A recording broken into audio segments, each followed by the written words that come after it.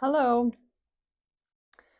Today, on this beautiful sunny day, it's October, but it feels like summer still. On this beautiful sunny day, I am soaking in gratitude and just really thinking of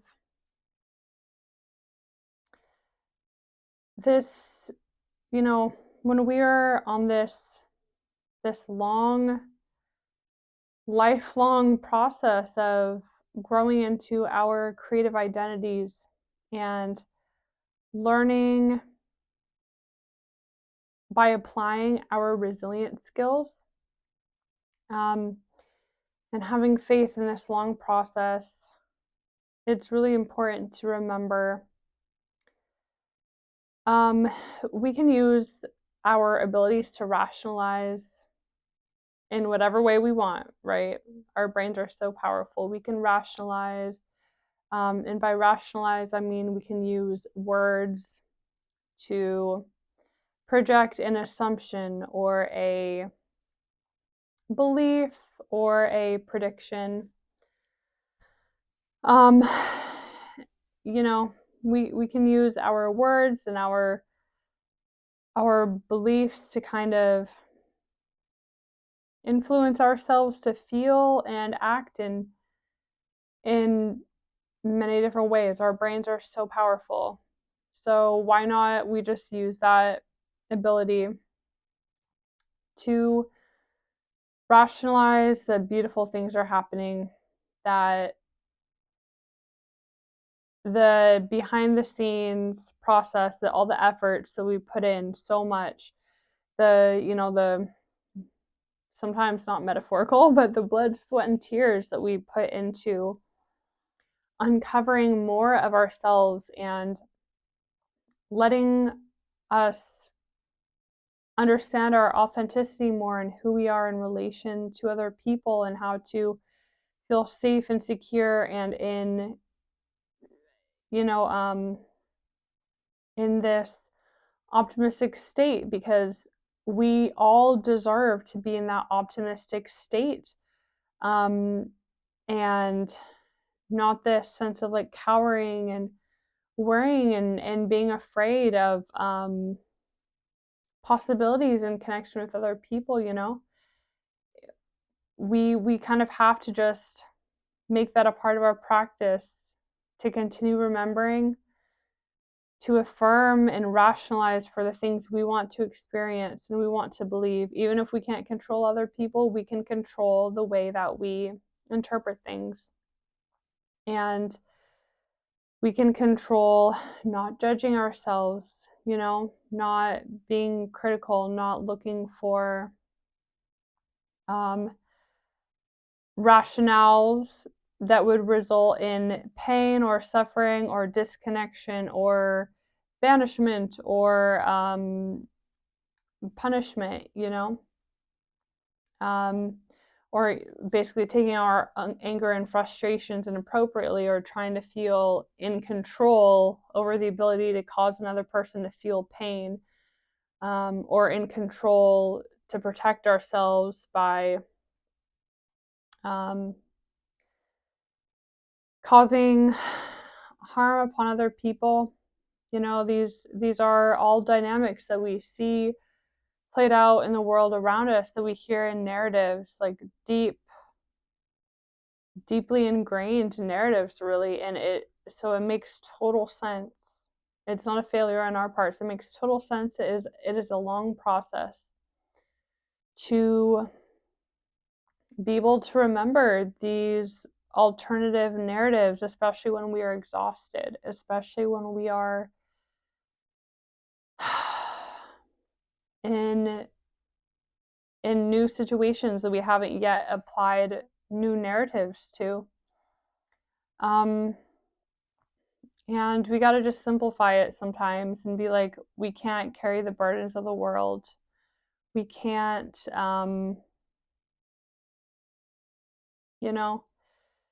be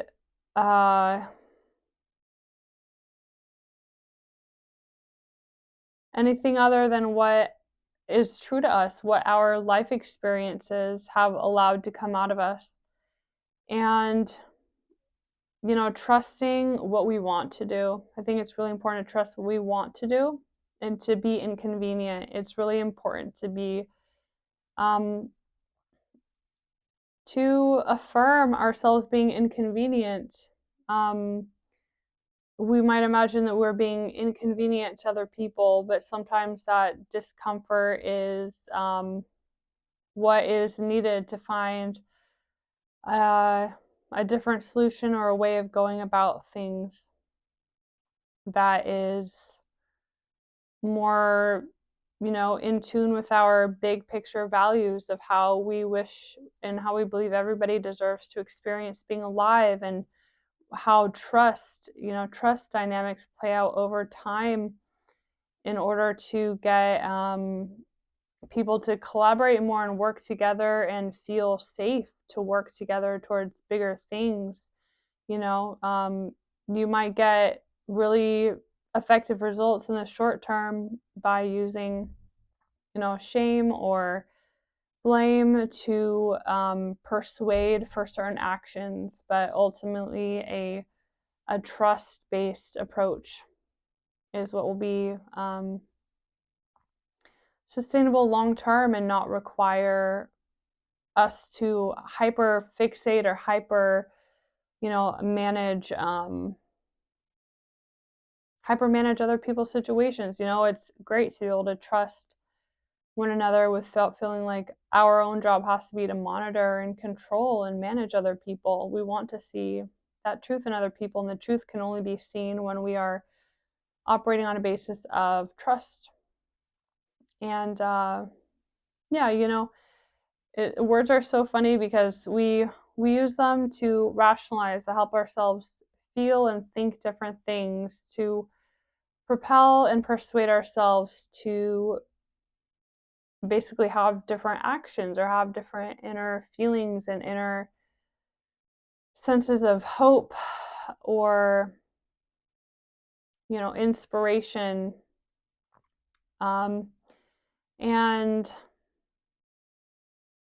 it's really important, I think, just to recognize, to step back and realize how big, how huge, and is eternal the right word? Like, just always relevant throughout history, how eternal these kind of topics are, and that it is always, I see this in dog training also. It's really similar when it comes to these sorts of dynamics of persuasion for different outcomes to come out.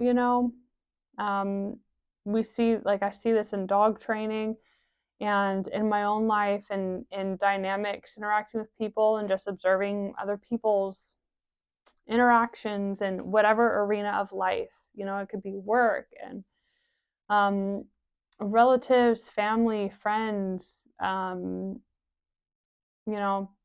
business, all kinds of arenas. It's just kind of the way how things go. And, I really think there's something to this idea that we kind of have to brace ourselves to always be expecting these kind of fearful interactions with people, where it is, especially when we've had these experiences in the past, where it is kind of this assumed dynamic of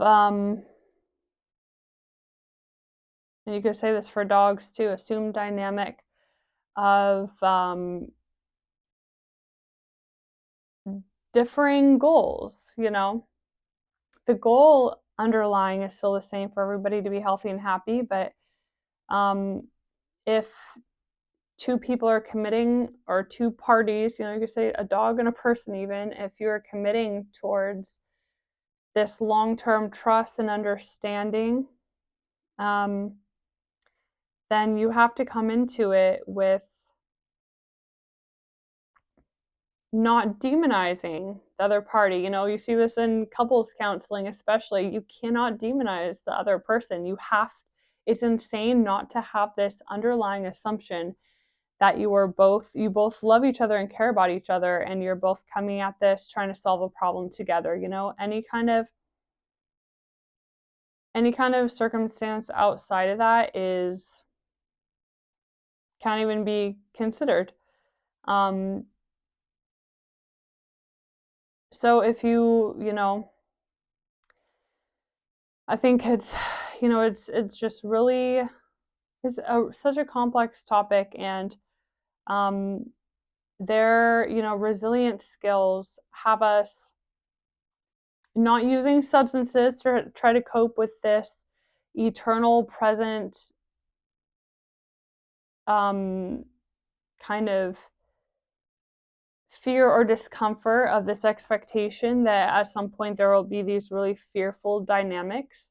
Resilient skills want us to imagine, what does feeling empowered and safe look like in these situations? What are the ways that we support ourselves to interact in order to know when it is not compatible? Always let that, like, for example, dog training. I don't do things with aggressive dogs, with dogs that present like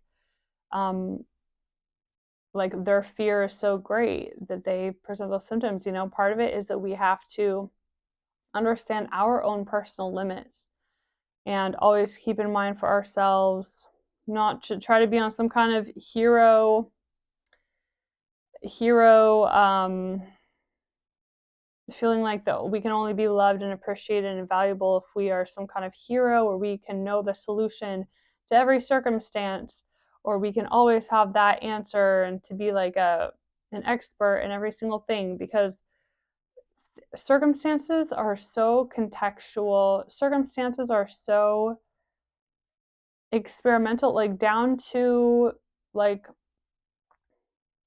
the mood that somebody is in that moment, or the season it is, or like contexts are so unique, incredibly unique, down to like not just that person and their generic circumstance, but down to those tiny little unique factors that cause a dog or a person to be experiencing something in a particular way for that moment. And with people, it's even more complex than with dogs, So I think it's so important to remember that it is all an experiment, and to not put that pressure on ourselves, especially to feel like we have to have the answer to everything in order to be valid, because what is actually like beautiful and vibrant and valid is to have that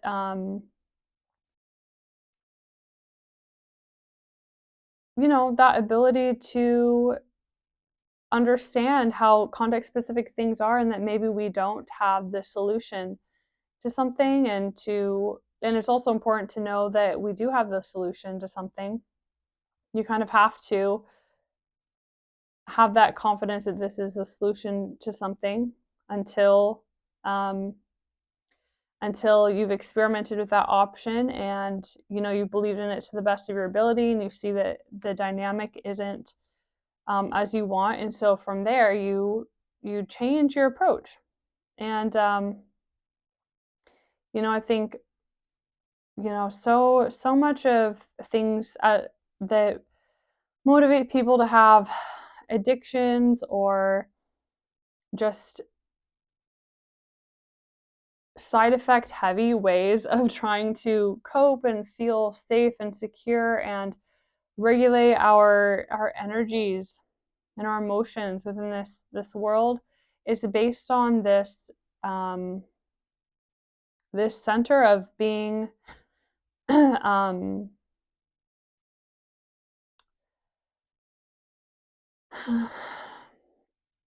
this dynamic of how all people communicate, persuasion to affect change in one another. That is like, yeah, I know we're in Libra season. The theme is interdependence.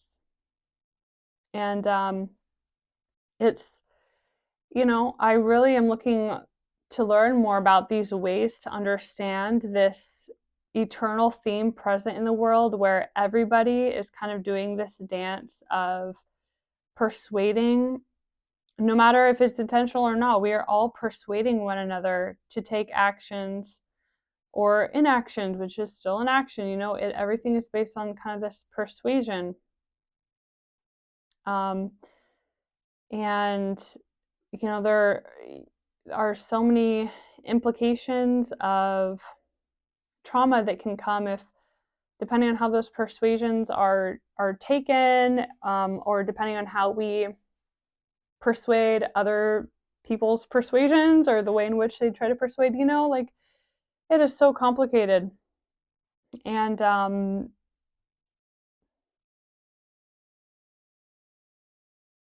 think that it's just so important to remember to enjoy and feel free. So enjoyment, yes, we can have fun and jokes and lightheartedness and music and hobby activities and fun stuff like that, but also something that is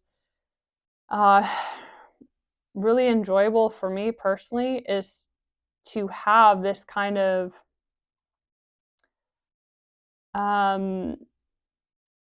strict, I don't know if you would say strict, but this rational understanding of why I should feel safe. That's really something really important to me, is to discover these rational chain of words that allow me and other people to feel safe, empowered, and have paths of healing be accessible to us. Paths of continue to unfurl our creative identities and collaboration with one another and trust.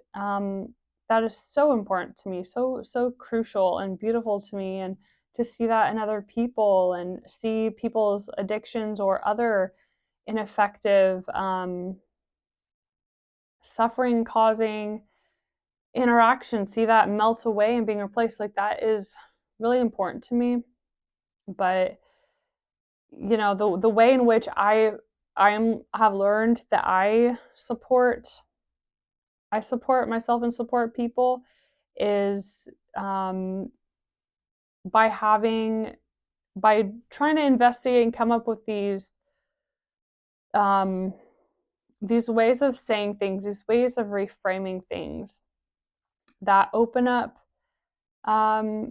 new understandings and open up the sense of safety, and that do take into account all these complexities. We can't just be like, oh, the complexities don't matter, at least for my personality type. So often we, from my perspective, we kind of have to find some kind of way of saying things that will account for the huge complexities, and what to do when fear is real, how to feel confident that we can always get things back on track towards authentic, that we can go through the fear or the underlying assumptions, but always stay on track, to have everybody feeling in their own power, not relying on trusting or the power of another person, but relying on our own security and our own power, and not kind of taking turns undermining each other. And I think that these perceptions, the ways that we understand it, that when we do understand that we feel undermined, when we do understand that we feel like we have undermined other people, I think there's something to be said for recognizing that those might be real experiences, that it's not just a matter of reframing, but it's a matter of sometimes reframing by changing our experience so that it is compatible, so that we aren't having these feelings of being undermined or undermining others. We can't just always be in this frame where it's like, okay, we have to force ourselves to work together and just hope that everything somehow gets figured out. I think that there are other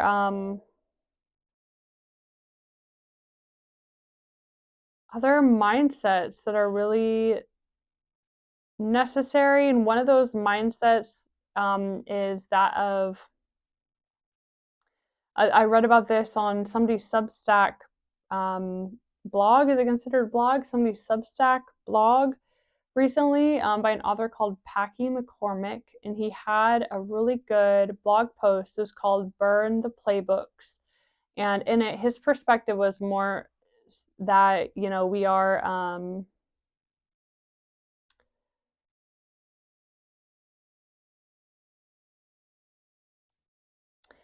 that we are kind of like with AI, we are becoming more AI like humans, or humans are trying to compete with AI or using these formulas, these recipes that have gotten people success in the past, but that isn't like widely applicable to everybody. And he was coming at it from an AI perspective of being like, humans can compete, or humans can't compete with AI if we're trying to be like AI. Humans, we can only be vibrant and feel really, really connected in that sense of authenticity to ourselves and to what we're doing in life and to people around us when we are using our non-AI like qualities, which is that creativity where we experiment in the moment,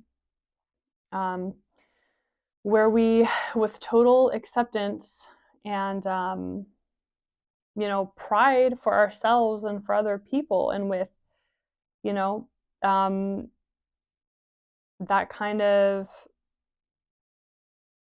love for ourselves to be inconvenient, to even if that's just our perception, what we would normally feel like we can't ever be inconvenient or be anything other than super digestible. That it's in these arenas where we aren't using a playbook, we aren't using kind of these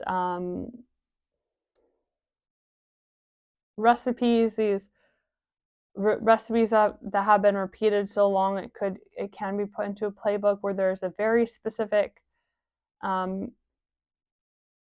course of action and steps to take to have the exact desired result.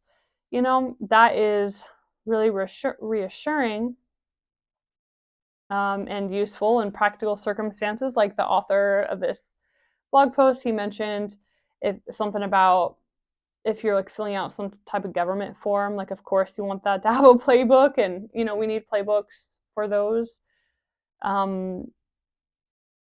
AI like things. But when it comes to life and navigating dynamics with living, breathing people who are so expansive, we are so expansive, and we let different parts of ourselves emerge and come to the forefront depending on what we are seeing in other people's forefront. And it's like we have so many potentials that we can connect with other people over. And sometimes when we allow these things to come to the surface in us, it can come to the surface in other people. And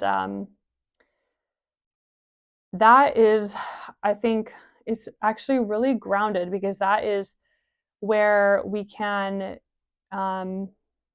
offer services and guidance to people that is based on reality and like a grounded, like we're gonna just very grounded, down to earth, like, yeah, we're gonna experiment, see what we can do, here are our tools. Yeah, there's kind of a playbook form where we have everything laid out. We know what our problems are, what our goals are, what our possible solutions are, but it's all about experimenting.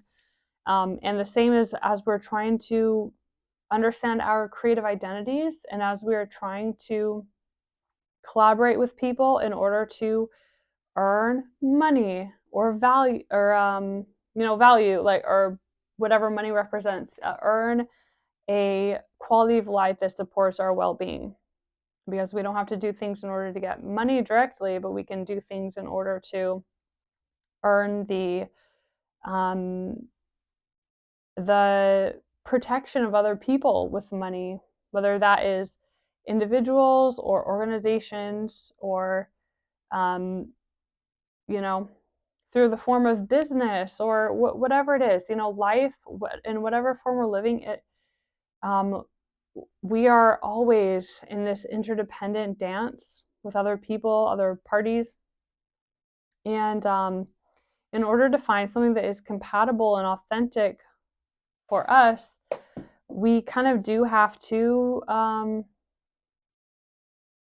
think of things in terms of experimenting in the moment and being like, does this feel good or bad, or in what way? And it's so important to understand for ourselves what we want to experience, and to use these ideals, and to constantly or consistently imagine what would our ideal feel like, look like, so that we can have this standard to which we are attempting to get closer to. That's the basic part of feeling in control in life, in any kind of endeavor, and in ultimately being able to have success. You imagine how you want things to feel, and then you set what you think are the problems, and then you set what you think are the solutions, possible solutions, and you experiment to be like, is this the problem? I'll try all these solutions. Maybe that's not the problem. I'll try all these things. And expanding also our understanding what solutions are, and not being afraid to try things. Not if we don't want to, but if we have an inclination to try something, we should try it. And ultimately understanding life as this long process in which we are identifying problems and working towards the solutions in an experimental fashion, and just continuing to learn as we go. And I think that is, this idea of burn the playbooks that I really liked from Packy McCormick's Substack post was, of course, is that fun kind of like burn the playbooks, like just get rid of it, like kind of like, oh, a burden relieved kind of feeling in that wording. Like that's a fun wording. But just this sense that realizing the playbooks that we are trying to fit ourselves into on a day-to-day basis in our lives, and understanding, or just thinking about, like, playbooks aside, I can always use inspiration from the playbooks, but playbooks aside, what am I trying to get to? What am I trying to feel? What are my ideals? And then what are some problems that I think it could be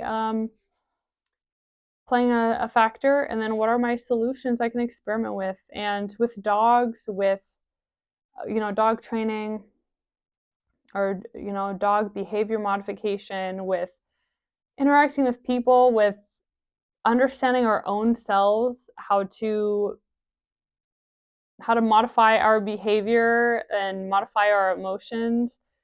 And by that, I just mean not suffer, by us trying not to suffer, learning how not to suffer by continually being more authentic in our creative identities and interactions with the world. This is kind of the meat, the bare bones, the framework of being alive, I feel like. And having this general playbook that isn't so recipe specific, but is more generic, and that's as close as we can come to having an instructional that just tells us, whoop, do this and you're going to have your perfect life. It's going to be miraculous, beautiful.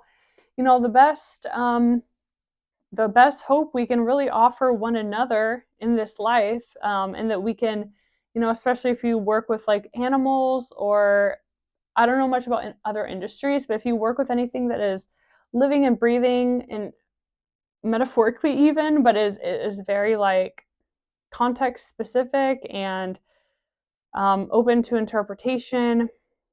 And I just think it's so important to remember that we are, that all we can do is to keep our ideals in mind and to think of the problems and be experimenting with solutions. And that is like all we can do to feel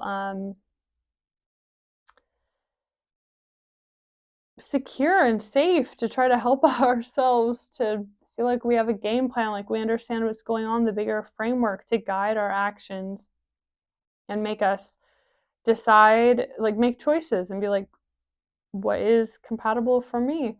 Um, so, yeah, I think it's really freeing to remember that experimentation is the name of the game.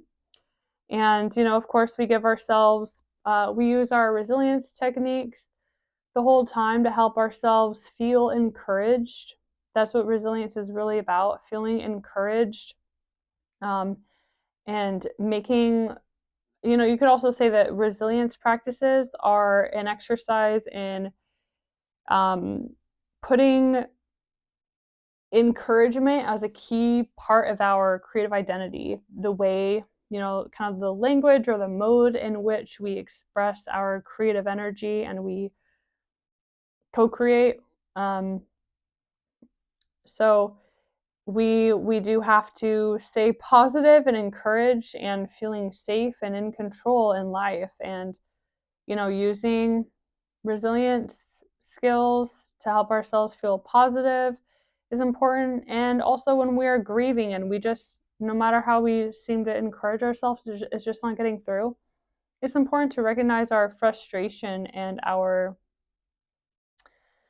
um our grief sometimes, without getting too distracted by it, because I think that's another form of addiction, unhelpful addiction. It can be being distracted so much by things of the past, that we are unable to have gratitude and take advantage of the things that are in the present that are here for us to enjoy. We think too much of the past, then our minds will be operating in that mode to look for things that kind of block out our ability to recognize the beauty and the opportunities that are in front of us now. And sometimes I think that we learn to be hyper focused on the past and tell this kind of tragic story, this narrative of ourselves, spin our narrative in a tragic way, because we learn that that is how we get care, attention, and help from other people, especially from, that kind of connection and affirmation from therapists or from social services and things that a lot of people will rely on, especially with being differently abled, in order to get by in this world. That is a real thing. So I definitely feel like it's just so important to understand grief as a place, not get too distracted, but just to really focus on where we can be, accept our frustrations, because that is a beautiful place to connect with other people over who also share those same frustrations. That's kind of where we can ease the frustrations, by talking about them and coming together with people who care about the same things, and to, you know, experiment with ways of giving and receiving value that maybe we haven't thought of before or haven't tried before. And I mean, I know for me, that is what some of my grounded values that drive my resilience practices. It is that desire um, to have money, to have interactions that result in money, because money is, I definitely grew up with that being demon or just mysterious to me, and feeling this sense of money. We all have money, and most of us have money insecurities, and um, and I grew up like trying to avoid money when I was an adult, young adult, through my 20s. I grew up avoiding money greatly, and I still struggle with that now, in the sense of sometimes I will do things and not um, realize that it should be on the basis of an exchange for money, um, because money is so beautiful, a beautiful way to encourage us to get that emotional motivation, to encourage us to be our best selves, to be to feel like, oh my God, like I'm actually getting real results that I can feel from all the efforts I'm putting in. Like this is actually valuable and needed in the world. And being healthy and happy and going towards these goals, it kind of just, getting money is a great emotional motivator to bring out the best in us. Um, and it also gives us more more power in a lot of ways. But I think especially like for me, like I want to own land one day, own a lot of land, and split it up with some close friends, and have like we all kind of are owning this land trust that we can have. It can be a sustainable permaculture area for many years. It's not just like we're doing all this stuff to the land and then, oh, one day only one person owns the land, and it's not a land trust or anything. So one day, like, the area gets rezoned, and then it's like becomes a commercial area or industrial or whatever, and you got to sell the property, and then all the effort you put into the permaculture stuff is just devastated, gone. Like, I really care about owning land one day, with like at least several other people, and it can be a lot of land, and we kind of have our own little home bases and the bases we come together in, and but having it like as a formal land trust kind of thing to keep it safe and protected long term. So that is an example of how power and or how money can its power can be used to really like keep hold of the things that matter, and to keep like we can get so distracted so easily, all of us. Like life is crazy, but it's important to remember that when we have these kind of big overarching goals and dreams that tie into something we really care about, this is where we can um, have that motivation to keep on being our best selves, and money goes such a long way. Such a long way. So, yeah, those are just my thoughts for today. And I'd love to hear your thoughts also just on this topic of you know, playbooks, and navigating really complex dynamics with other people or situations, and experimenting in order to find the solutions, and um, affirming when we have the solutions, and anything that you can that is kind of alive for you on on this kind of topic.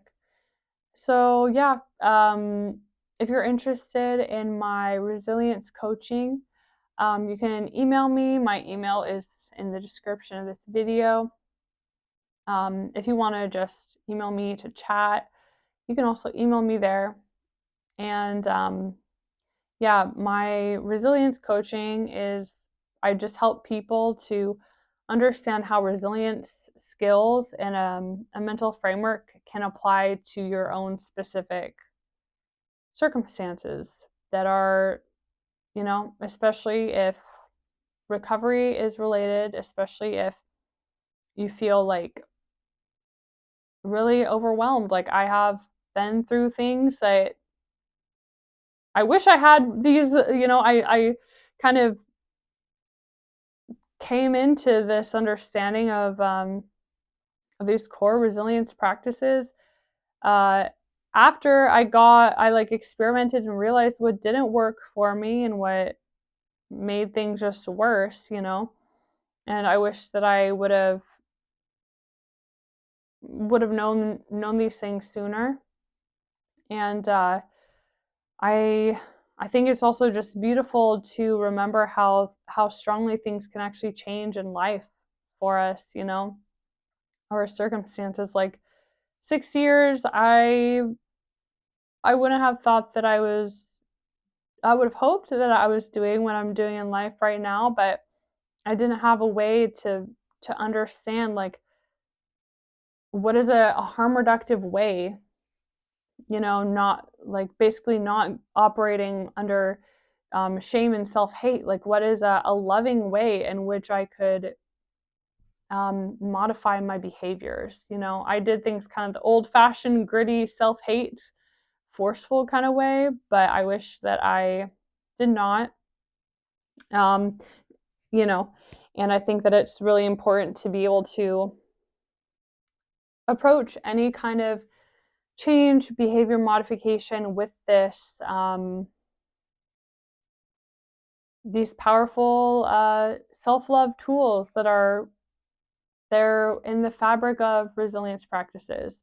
That's what it is all about. Behavior modification that is sustainable long term, because it is built on trusting our intuition and connecting with our essential spirit in order to experiment and find out what lets us really come alive over time and how to feel safe and in control in the meantime. Um, so yeah, thank you so much for listening, and I will be back soon. Take care. Bye. Oh, I have my little clicker. I always forget about this. Okay.